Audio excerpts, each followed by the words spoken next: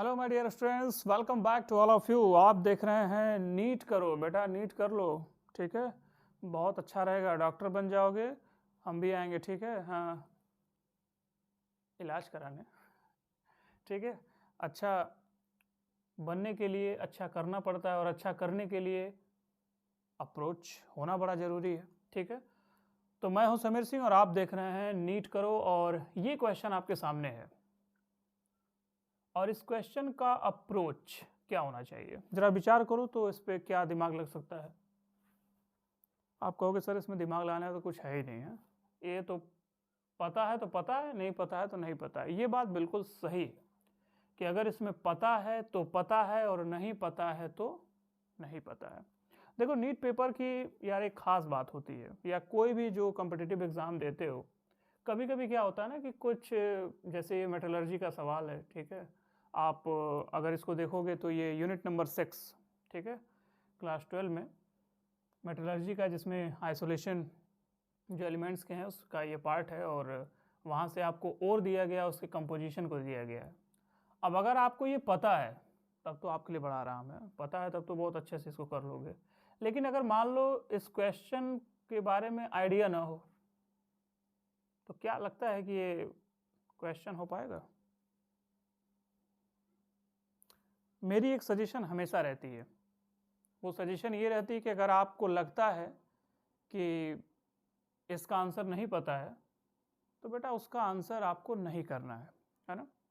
अब ये नहीं है कि तुक्का भिड़ाने लगे, बेटा निगेटिव है चले जाओगे फिर, तो निगेटिव है इसलिए बड़े सावधानी के साथ क्वेश्चन पे अप्रोच करनी चाहिए। चलो देखते हैं थोड़ा सा इसके बारे में क्या आइडिया मिल सकता है।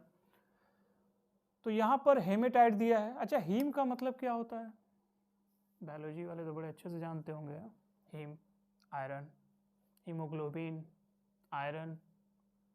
अब नीट वालों ने बड़ा अच्छा खासा उलझाया है, 2 आयरन दे दिए, बेटा त्रस्त रहो।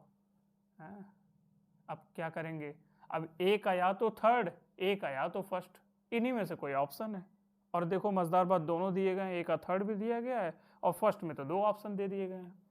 थर्ड में भी 2 ऑप्शन है और फर्स्ट में भी 2 ऑप्शन है। इसका मतलब आप इससे कंक्लूजन नहीं निकाल सकते हो।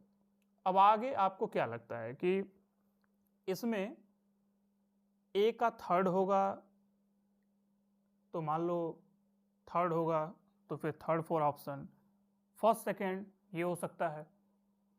देखते हैं जरा अगला, मैग्नेटाइट।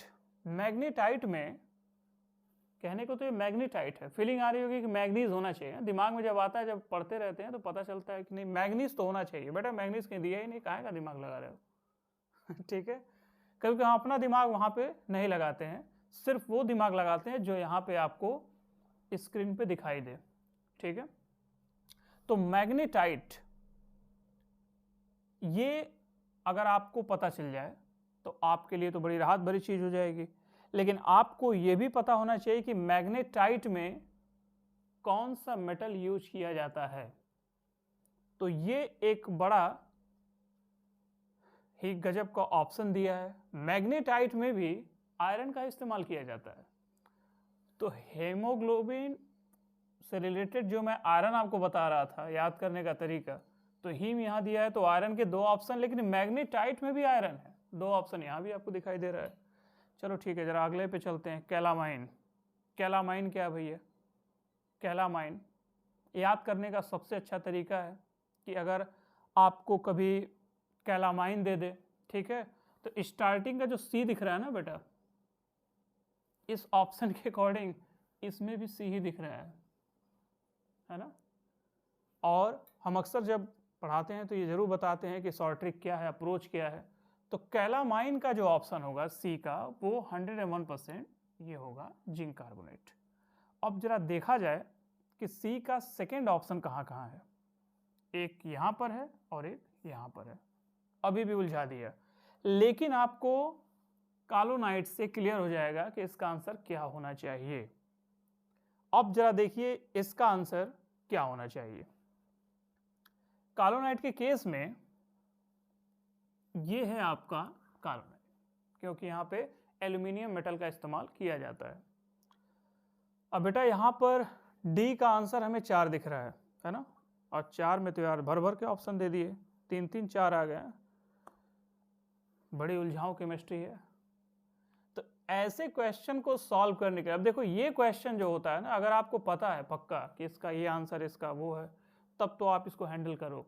और अगर भूल गए, क्योंकि भूलता बड़ा तेज है मेटलर्जी, है ना, बहुत तेज भूलता है ये, तो आपको अगर इतना पता है कि अगर हीमेटाइट क्या होता है, तो ये आयरन के ऑक्साइड्स होते हैं, वो भी इनिशियल, यानी Fe2O3। तो ये आपको अगर पता है कि ए का थर्ड ऑप्शन होगा, तो ए का थर्ड ऑप्शन बेटा यहीं दिख रहा है, और हमने कहा कि सी का सेकेंड चूंकि है ना, सी का सेकेंड, तो ए का थर्ड ऑप्शन क्या हो जाएगा, करेक्ट हो जाएगा। बाकी को देखने की जरूरत नहीं है, लेकिन ऐसे क्वेश्चनों को मैं फिर भी सजेशन दूंगा आपको कि अगर आपको एग्जैक्ट पता है कि आपको ऐसे क्वेश्चन, हाँ मुझे आ रहा है, मुझे पता है कि हाँ यार मैं कर लूँगा या कर लूँगी, ठीक है, तो यार इसको क्वेश्चन को कर लेना चाहिए। लेकिन अगर थोड़ा सा भी डायलेमा की कंडीशन हो, नहीं नहीं पता नहीं क्या होगा, लगा दें, तुक्का भिड़ा दें, ऐसे ही मार दें फटाक से। पहले से जो OMR आता था ना, उसमें काफ़ी लोग परेशान होते थे, एक बार सर्कल कर दिया उसके बाद फिर गया। अब तो अच्छा है, कम से कम NTA एग्ज़ाम करा रही है, और ऑनलाइन एग्ज़ाम होने की वजह से आपका जो अप्रोच है वो अच्छा हो जाता है। क्योंकि आप मान लीजिए अगर आपको कंफर्म नहीं है, आपने ऑप्शन क्लिक भी कर दिया, तो वहाँ से इरेज करने का ये ऑप्शन है, आप ऑप्शन चेंज भी कर सकते हैं, हटा भी सकते हैं, ठीक है। तो ये था मैचिंग टाइप का जो क्वेश्चन है, अभी ये सीरीज़ मैं चला रहा हूँ, और अब अगली वीडियो में आपसे फिर एक बार मुलाकात होगी एक नए क्वेश्चन के साथ। तब तक के लिए आप पढ़ाई करते रहिए। Wishing you all the very best.